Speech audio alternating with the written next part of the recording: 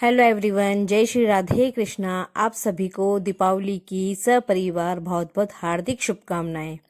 आज मैं अपनी तेजी सी रसोई में मोहन थाल बना रही हूँ। यह मोहन थाल मुंह में जाते ही घुल जाता है, बहुत ही सॉफ्ट होता है और दानेदार। तो चलिए रसोई में चलते हैं और मोहन थाल बनाने की तैयारी करते हैं। तो यहाँ पर मैं एक परात में बेसन ले रही हूँ। तो यहाँ पे बेसन में 4 कप ले रही हूँ, जो वजन में करीब 300 ग्राम है। तो मैं आपको बता दूं कि आप बेसन कोई सा भी ले सकते हैं। जो नॉर्मल बेसन अपन घर में यूज़ करते हैं खाने के लिए, वो बेसन मैंने लिया है। तो यहाँ पर मैं इसमें मलाई डाल रही हूँ। तो आप देखिए, मैं 3 से 4 चम्मच मलाई इसमें डालूंगी। तो थोड़ी थोड़ी मलाई डालकर मैं इसको मिक्स कर रही हूँ। और जब ये अच्छे से मिक्स हो जाएगी तो मैं आपको दिखाऊंगी कि ये इसकी मुट्ठी बंध रही है। तो यहाँ पर मैं 2 चम्मच मलाई डाल चुकी हूँ। अब मैं यहाँ पर थोड़ी सी मलाई और डाल रही हूँ। तो थोड़े थोड़े करके ही मलाई हमें डालनी है, क्योंकि मलाई में घी बहुत होता है और दूध हमारे यहाँ बहुत ज़्यादा अच्छा आता है, तो मलाई बहुत अच्छी होती है। यदि आपके यहाँ दूध अच्छा नहीं आता है तो मलाई आपको ज़्यादा लेनी पड़ेगी। तो देखिए, मैंने मलाई डाल दी और मैं आपको दिखा रही हूँ कि हमारी मुट्ठी जो है वो अच्छे से बंध रही है। तो अब मैं यहाँ पर इस आटे को लगाऊंगी, यानी ये बेसन जो है ये मैं माड़ूंगी। तो बेसन को यहाँ पर हमें थोड़े गुनगुने पानी से मारना है, नॉर्मल पानी से नहीं मारना है। पानी थोड़ा गुनगुना होना चाहिए। तो मैं आपको बता दूं कि बहुत थोड़ा थोड़ा करके पानी डालना है, क्योंकि बेसन में ज़्यादा पानी नहीं लगता है। तो देखिए, मैंने आटा लगा रही हूँ मैं इसका, और बिल्कुल सॉफ्ट लगाना है रोटी की तरह से, क्योंकि हम इसको थोड़ी देर रखेंगे तो ये पानी पी जाएगा और अच्छा सा आटा मर जाएगा हमारा। तो देखिए, मैंने यहाँ पर आटे को लगा लिया है। अब 15-20 मिनट के लिए हम इस बेसन को ऐसे ही छोड़ देंगे और 15-20 मिनट बाद हम इसे फिर से माड़ेंगे। तो देखिए, मैंने अपने हाथों पे थोड़ा सा घी लगा लिया है और इस आटे को मैं सही कर रही हूँ। तो देखिए, हमारा आटा जो है बहुत ही अच्छा, बहुत ही सॉफ्ट लगा है। और मैं आपको दिखा रही हूँ कि हाथों में जो हमने मलाई डाली थी तो हाथों में हमारे घी बहुत अच्छा सा आ रहा है।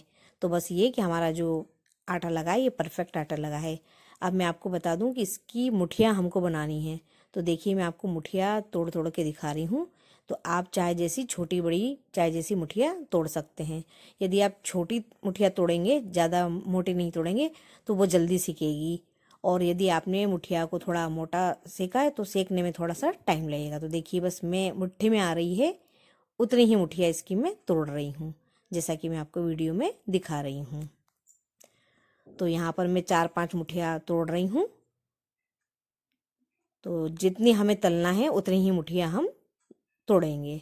तो देखिए, यहाँ पर मैंने मुठिया तोड़ ली है और अब मैं गैस के ऊपर कढ़ाई रख रही हूँ और उसमें मैंने घी डाल दिया है।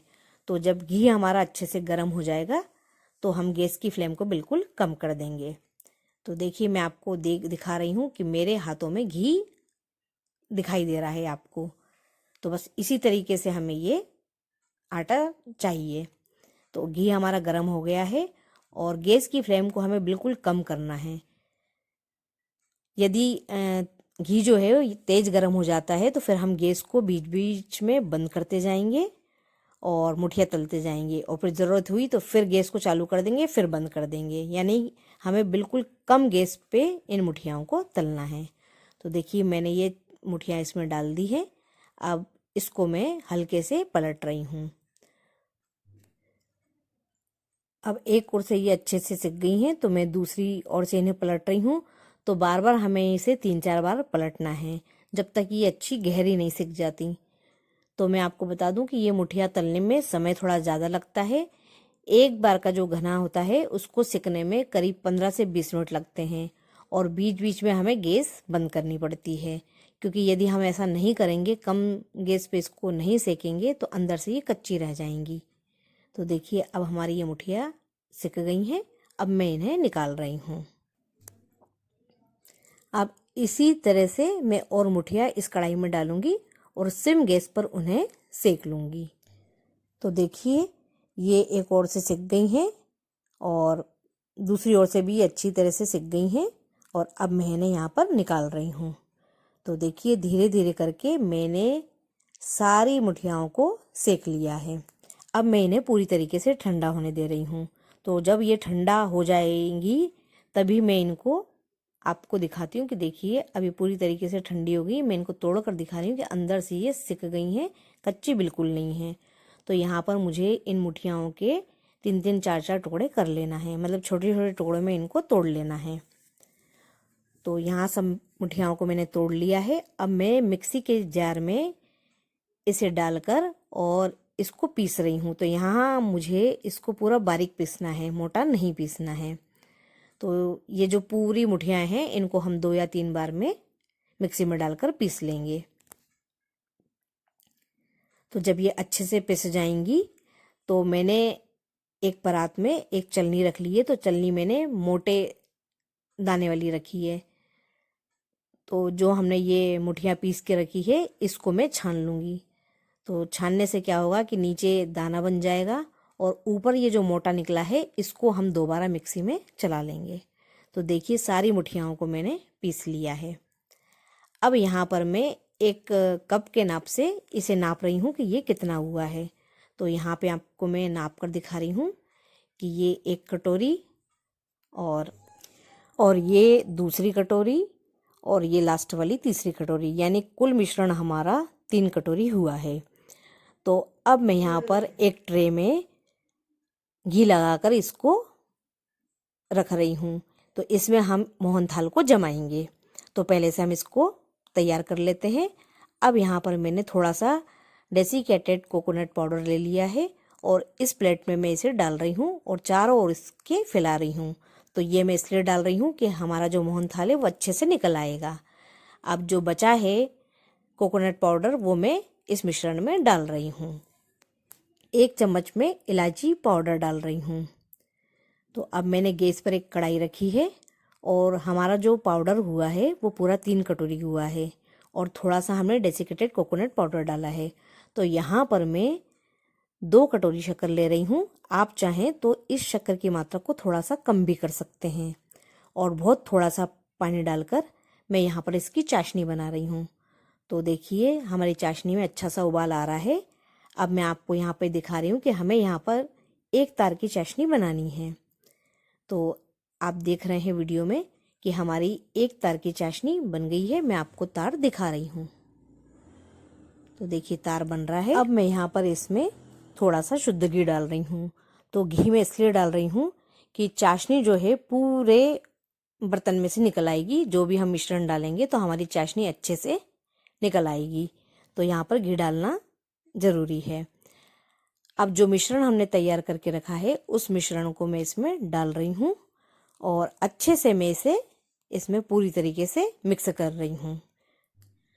तो यहाँ पर आपको जल्दी जल्दी नहीं करना है, आप आराम से कर सकते हैं क्योंकि हमने जो चाशनी ली है वो 1 तार की ली है।